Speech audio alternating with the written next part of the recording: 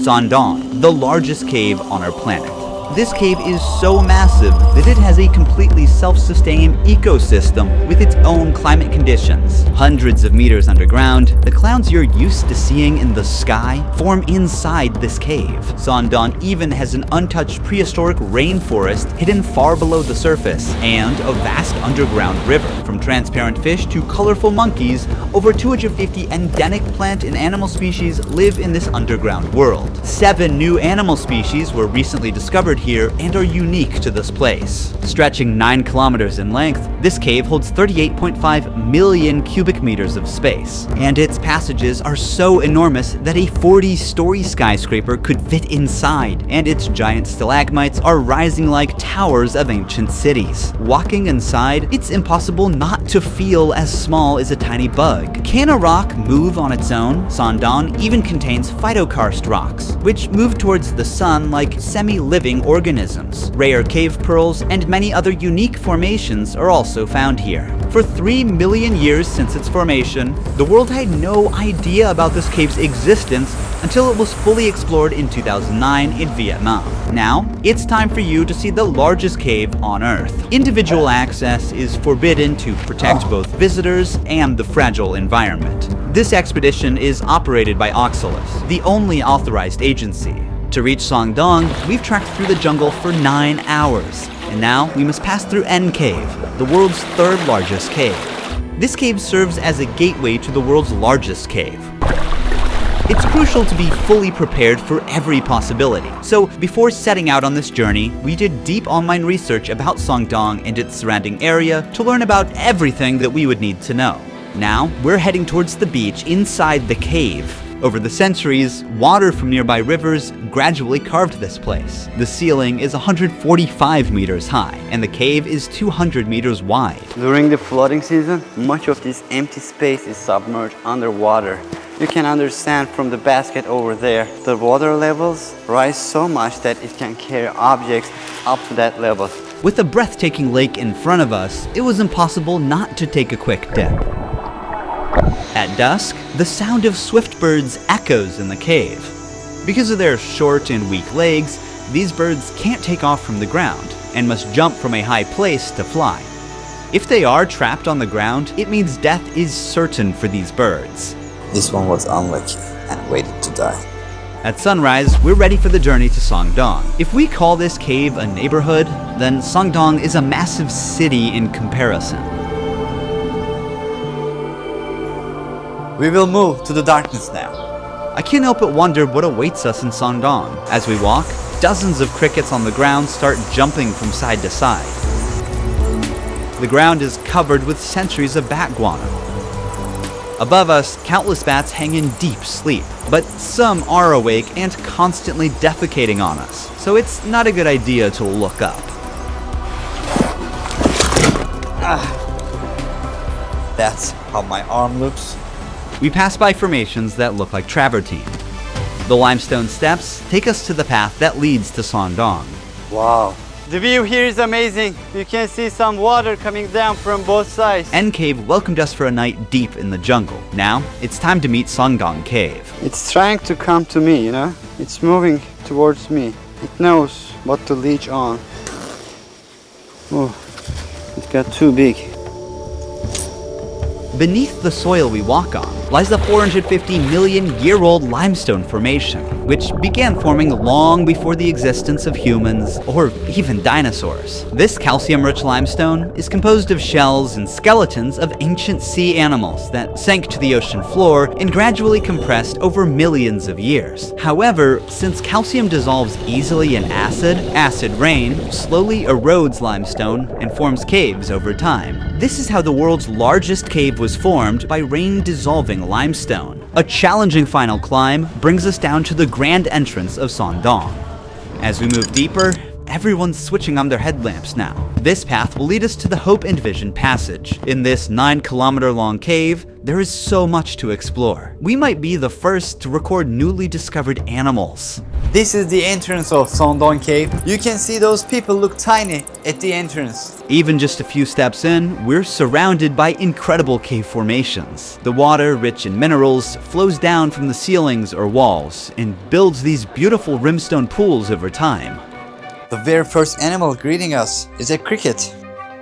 We are making our way through the rocks. Some stalagmites are sparkling in pure white because of the mineral type they're composed of. It looks like a diamond. Yes, it does. There's a huge stalactite in bronze color, resembling frozen waterfalls. The orange-brown hue suggests the presence of iron or other minerals mixed within the limestone. Some stalactites have actually broken off from the ceiling and fell down to the ground. That one in the middle is a fault line. It was formed because of tectonic movements of the Earth. Sondong's enormous size is not just the result of water erosion, but also the fractures caused by tectonic movements, which created pathways for water to flow deeper. There's a huge river in this part of the cave. If you fall, you can't swim. It's so fast. Heavy rains feed many rivers here, and a large and fast river now flows through the cave. How did this come to life? We are like hundreds of meters inside the cave. There is no sunlight. Heavy floods can bring soil and plant stems into the cave. That's why we see a sprouted seed here. Unfortunately, without sunlight, they won't survive for long. The flood also brought spores in, so now there are mushrooms growing here. The moisture and darkness are perfect for them. Just yesterday the water reached up to here. It carried a lot of mud with it. It's so recent, as if the flood just happened here. Signs of the incident are still visible. We reached the Hope and Vision Passage. This is the largest part of the cave. I'm standing next to the tallest stalagmite in the world. It is 80 meters high. It took an average of 800,000 years for these minerals to accumulate on the ground as water dripped from the ceiling and formed this massive stalagmite. The reason it got so huge is because it grew in a part of the cave where the ceiling is over 170 meters high and more than 130 meters wide. So this part of the cave is as large as a 40-story skyscraper could fit, and even a double-decker aircraft could fly through. You can see the light coming from the first dolin very far ahead. That's where we are heading. We spot cloudy-like white catches on the ground. What is this? A spider web. When they sense vibrations of a trapped insect, the spider jumps out, bites the prey, and returns to the funnel to eat. These are sand towers. When water drips from above, the parts under the pebbles are protected while their surroundings erode, and in the end, it forms these towers. It looks like a small metropolis. If you carefully look at it, there's a guy standing on the top of that rock. Our teammate in the far distance is now standing on a stalagmite of 60 meters in length. We move 3 kilometers forward in the cave. This is our camping site. Imagine sleeping here, looking at this view. From here, you can partially see the first dew line. It might look like the cave's exit, but it's actually the first of 2 massive dew lines. And from here on, things will get more incredible. The temperature difference between the outside and the inside of the cave forms mist and clouds inside the cave. The area beyond them is called Watch Out for Dinosaurs. We will explore that place tomorrow. For now, it's time to rest. Now we are going to first dolin. This is the next day. There will be a lot of things that we will see today. Let's go. We are crawling through narrow passages to get to the first dew line. Very narrow point. These sticky threads are traps belonging to cave worms. They produce a blue-green light from their tail to attract flying insects to these sticky threads. Once an insect gets stuck, the larva pulls up the thread with its mouth and eats its prey. This limestone is the oldest limestone in Southeast Asia. It is more than 400 million years old.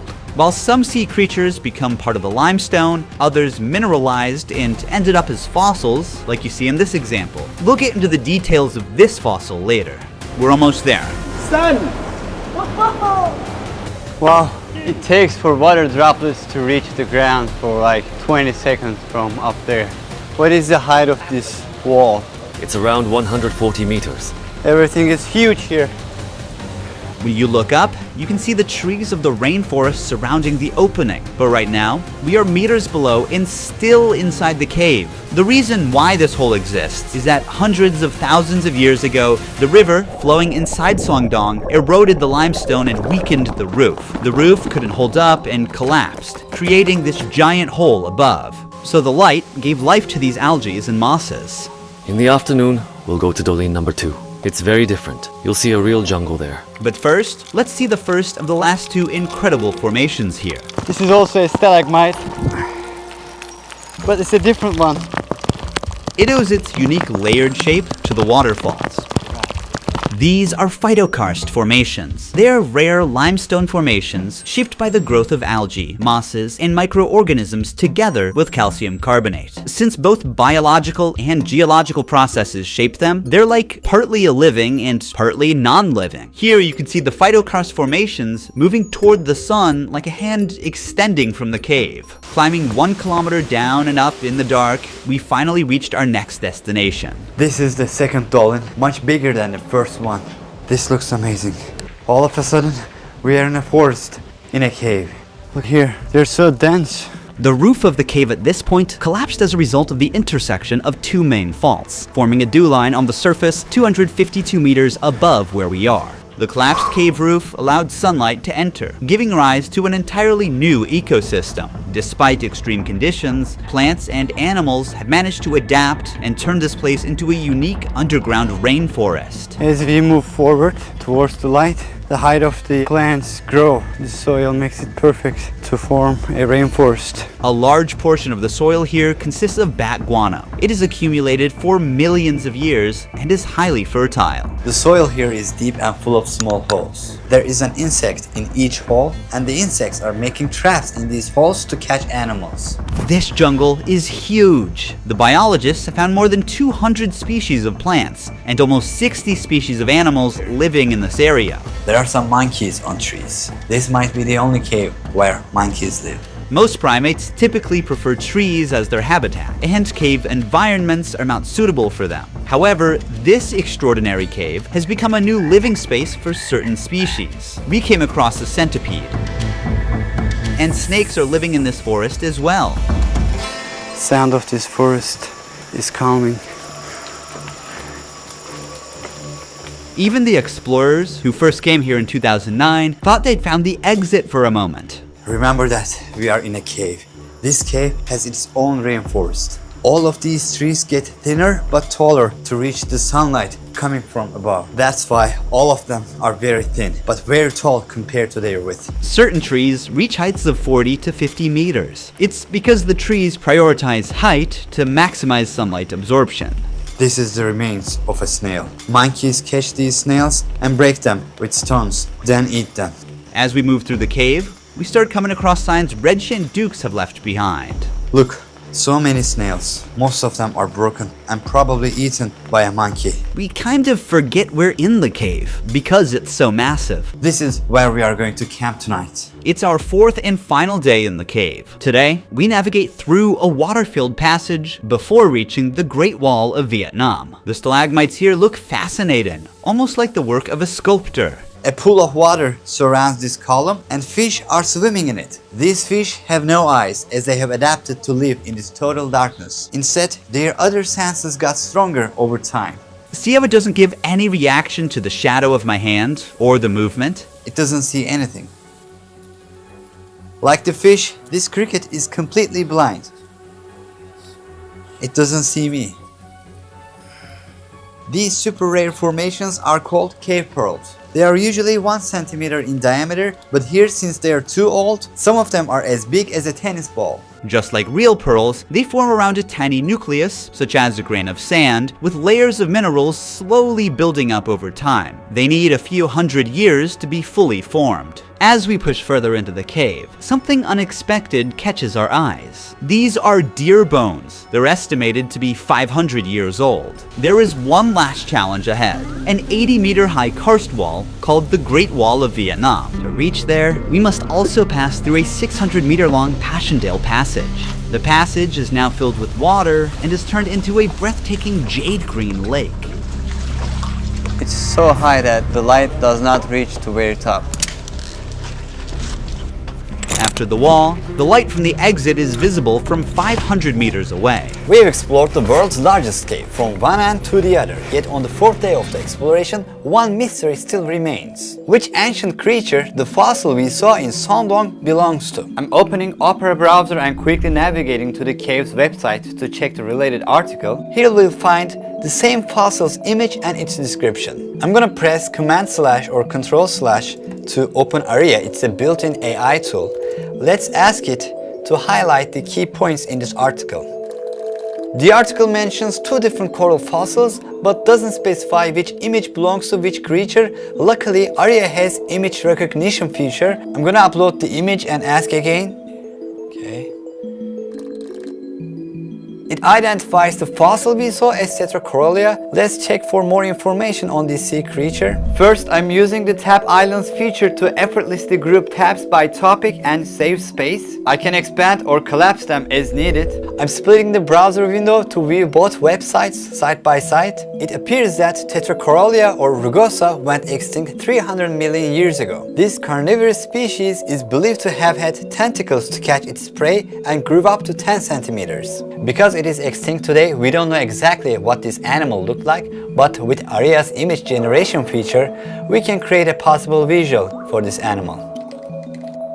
Here's an illustration of a living Tetracorolia drawn as a colony with tentacles. By the way, tab traces feature, as you can see here, help us see our recent visited tabs by darkening the underscore. The darker the underline, the more recently the tab was visited. Using Opera Smart Tools, I believe that we identified which creature this fossil belongs to. Opera also enhances workflow with a floating music player and customizable themes with many other features. Download Opera now from the link in the description box or pinned comment to take your browsing experience to the next level. Thank you for watching. See you in the next one. Ruhi Chenet was here.